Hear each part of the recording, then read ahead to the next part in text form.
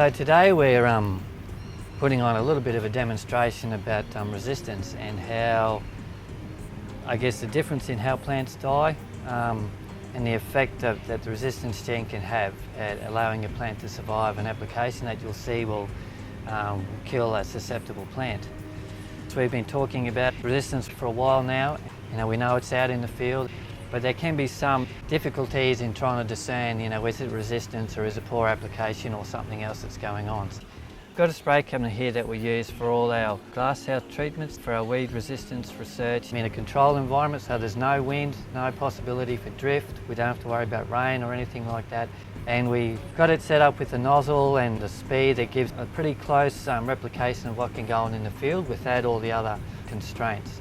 So the only thing that's allowing that plant to survive is the difference in the makeup of that plant.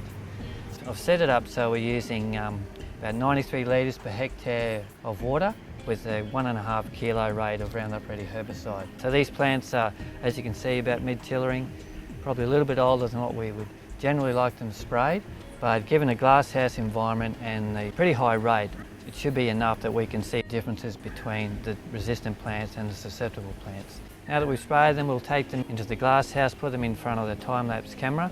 Susceptible plant on the left, the resistant plant on the right that has a target site mechanism, and at the back we have a resistant plant that has a non-target site mechanism. We're not quite sure what that is, but it could be something else like reduced translocation or metabolic.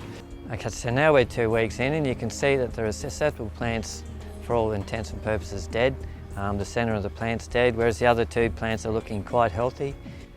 If we continue this on further, you'd expect to see probably a little bit more death in the leaves in the 2 resistant plants, but they will start to re-tiller and regrow quite prolifically.